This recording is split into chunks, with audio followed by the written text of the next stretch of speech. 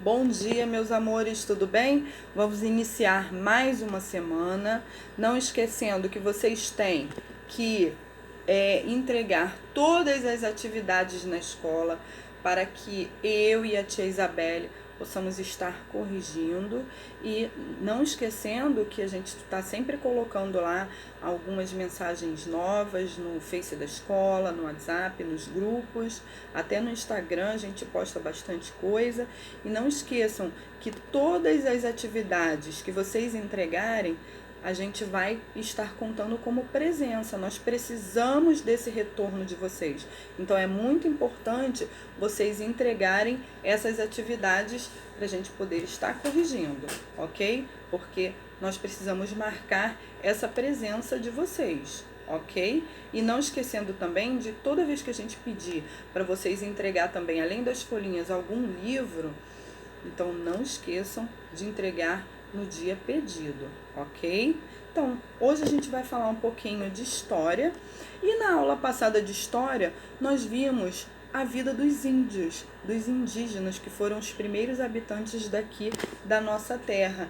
Então, vocês viram no capítulo anterior ao que a gente vai ver hoje, vocês viram a cultura indígena, a alimentação que os índios usam, o vocabulário que eles trouxeram, né, para nós, portugueses, na época do descobrimento, e como era dividido o trabalho dos índios, que era dividido entre homens e mulheres.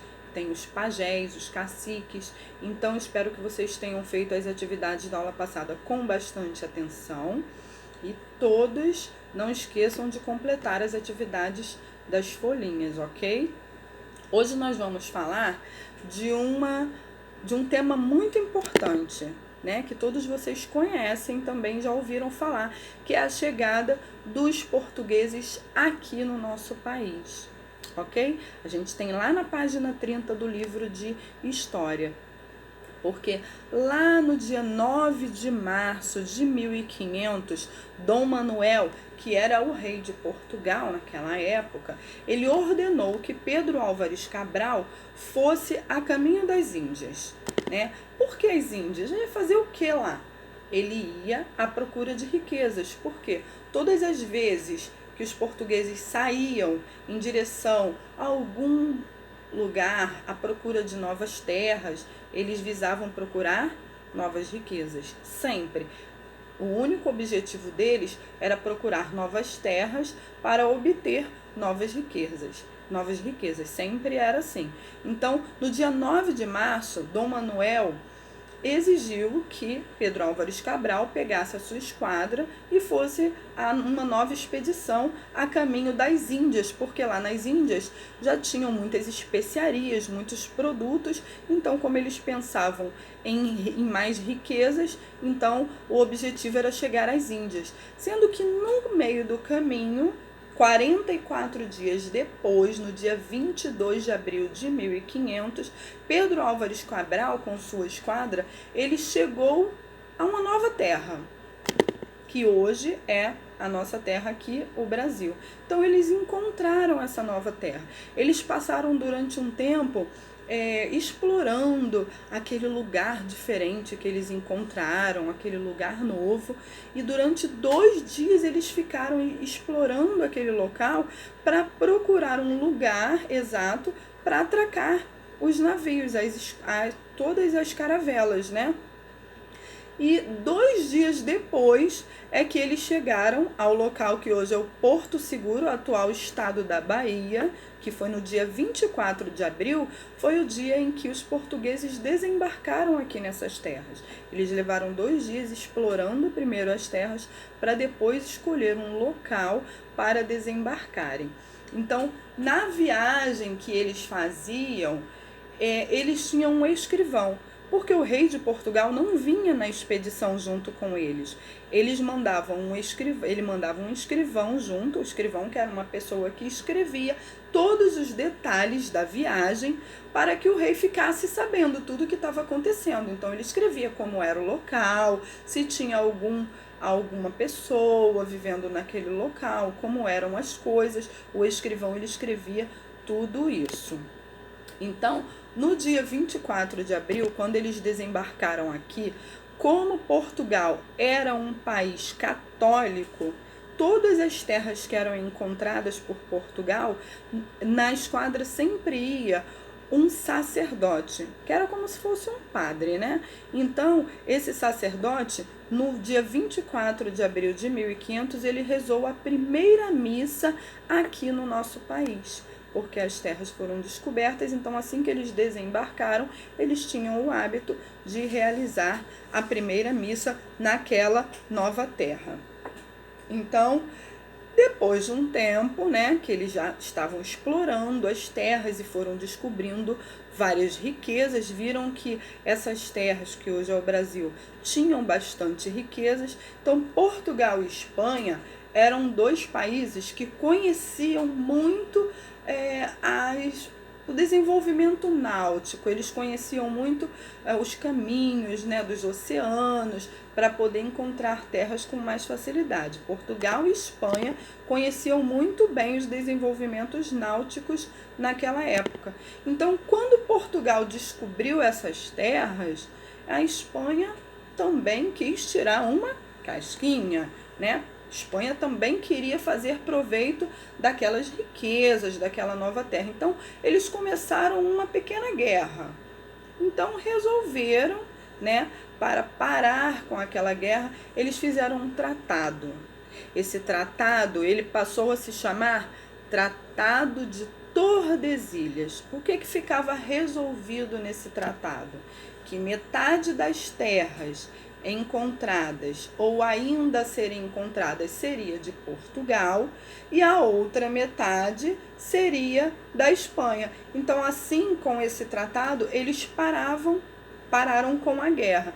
Tem aqui na página 30 do livro de vocês, tem um mapinha aqui, ó, indicando as terras de Portugal e as terras de Espanha que eles dividiram, ok? Então, só que o que aconteceu? O tratado era entre Portugal e Espanha. E outros países da Europa, França, Inglaterra, eles também queriam tirar proveito de toda essa situação, de toda essa riqueza. Só que eles ficaram revoltados por não fazerem parte desse tratado. Então, eles começaram a invadir aquelas terras sem permissão da Espanha e de Portugal.